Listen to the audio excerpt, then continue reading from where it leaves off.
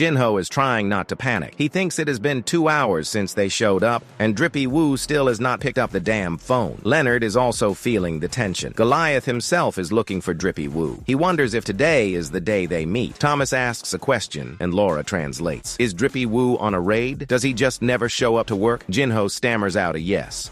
But right then, the main character finally walks in. Drippy Woo strolls into the office like he did not just ghost everyone for 2 hours. He sees the crowd of reporters and clocks Thomas sitting there. Jinwoo looks like he is about to cry and asks where he has been. Drippy Woo just says there have been a lot of gates lately. No time to slack off. Thomas stands up and says, "Long time no see." Jinwoo is frozen. Is this about to be a rematch? Drippy Woo asks what brings Thomas to Korea. Thomas says they were supposed to eat together once his arm healed, and he brought a gift. Drippy Woo raises an eyebrow. Thomas says they should move somewhere else because the gift is not safe to open in the middle of the office. Leonard introduces himself politely. Drippy Woo figures he wants protection, but before anything else happens, Thomas says, "Let us go." Leonard gets ready to follow them. Thomas hits him with a reality check. "Who said you are coming with us?" He shut Leonard down with a face that said, "Get your low-rank ass out of my sight." And just like that, Leonard, the strongest hunter in Germany, got clowned. Later on, my glorious king sat across from Thomas in a restaurant. Then Thomas hit the switch and pulled out a case like he was about to propose. Thomas opened it, and boom, 2 daggers fresh from a monster corpse that needed a whole government to handle. He told Drippy Woo that these babies came from Kamesh. Though Jinwoo is a dumbass, even he knew exactly what that meant. Turns out the Bureau only got what they were allowed to take. Thomas had Kamesh bite him like it was a petting zoo and kept the damn tooth as a memento. The man said the tooth was too stubby for a sword,